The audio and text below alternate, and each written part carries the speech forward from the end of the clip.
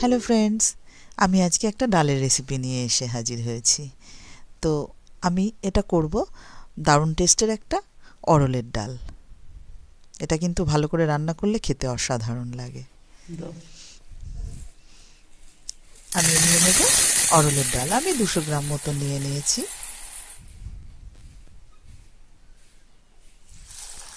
এবার ডালটা আমি ভালো করে জল পাল্টে পাল্টে ধুয়ে নেব।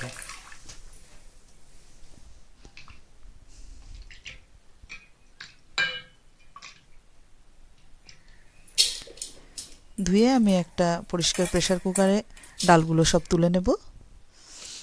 দিয়ে দেবো 4টে কাঁচা লঙ্কা, একটুখানি 1 চামচ লবণ দিয়ে দেবো, আর একটু হলুদ দিয়ে ডালটা সিদ্ধ করে নেব। তাহলে ডালটা দেখতেও ভালো লাগবে আর খেতেও টেস্ট লাগে সিদ্ধের সময় ডালে হলুদ লবণ দিয়ে সিদ্ধ করলে। এবার একটু জল দিয়ে আমি প্রেসার কুকারে সিদ্ধ বসিয়ে দেব। ডালটা সিদ্ধ হতে হতে আমি একটা মশলা রেডি করে নেব। নিয়ে নিয়েছি পরিমাণ মতো আদা, আর নিয়ে নেব 1 চামচ সাদা গোটা জিরে, নিয়ে নেব আরও 3টে লঙ্কা। এবার একটু জল দিয়ে পেস্ট করে নেব। ডালটা সিদ্ধ হয়ে গেছে। আমি ডালটা এইরকমভাবে সিদ্ধ করেছি, ডালটা দানা দানা রয়েছে অথচ সিদ্ধ হয়ে যাবে, একেবারে ঘেটে প্যাক হয়ে যাবে না। আর প্যাক হয়ে গেলে ডালের টেস্ট একদম ভালো লাগে না।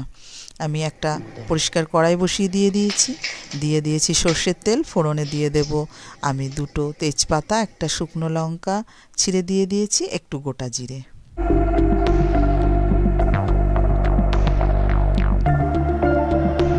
তারপরে দিয়ে দেবো একটা টমেটোর টুকরো। একটু নাড়াচাড়া দিয়ে আমি টমেটোটা একটু নরম করা পর্যন্ত অপেক্ষা করে তারপরে মশলার পেস্ট দিয়ে দেব, দিয়ে একটু কষিয়ে নেব।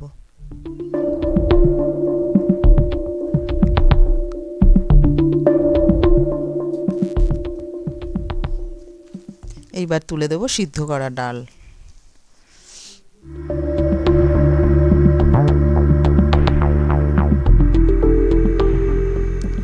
ডালটা তুলে দিয়ে এবার আমি একটু ভালো করে মশলার সঙ্গে নাড়াচাড়া দিয়ে একটুখানি কষিয়ে নেব। তারপরে আমি গরম জল করে রেখেছিলাম, সেই গরম জল দিয়ে দেবো। এই ডালটা একটু ঘন হবে, পাতলা হলে অরলের ডাল ভালো লাগে না। তো আমি সেই রকম অনুযায়ী জল দিয়ে দিয়েছি। আর একটু হলুদ দিয়ে দেবো, সামান্য পরিমাণ, আগে দেওয়া ছিল যেহেতু। তারপরে দিয়ে দেবো আর একটু লবণ, আর 1 চামচ চিনি। চিনিটা অবশ্যই দিতে হবে অরলের ডালে, তবে টেস্ট লাগবে। তারপরে আমি মিশিয়ে একটু নাড়াচাড়া দিয়ে ফুটিয়ে নিয়ে 2 মিনিট মতন এবার উপর দিয়ে ছড়িয়ে দেব ধনেপাতা।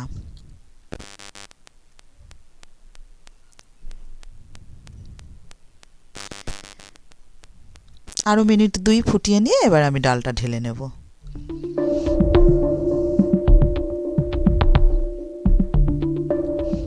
এইবার আমি একটা ফ্রাই প্যান বসিয়ে দিয়েছি, তাতে 1 চামচ ঘি দিয়ে দেব,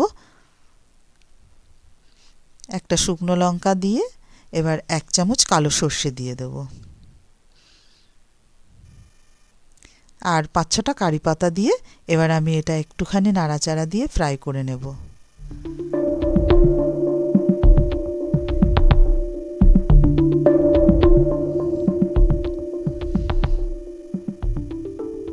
এইবার আমি যে ডালটা করে রেখেছি তার উপরে এই কারি পাতা আর এই ঘি ফোড়ন দেওয়া কারি পাতাগুলো সব উপর দিয়ে ছড়িয়ে দেব। এটা একটা দারুণ স্বাদের ফ্লেভার আনবে ডালে, খেতে কিন্তু অসাধারণ লাগে গরম ভাতের সঙ্গে। একবার হলেও বানিয়ে খেয়ে দেখবেন।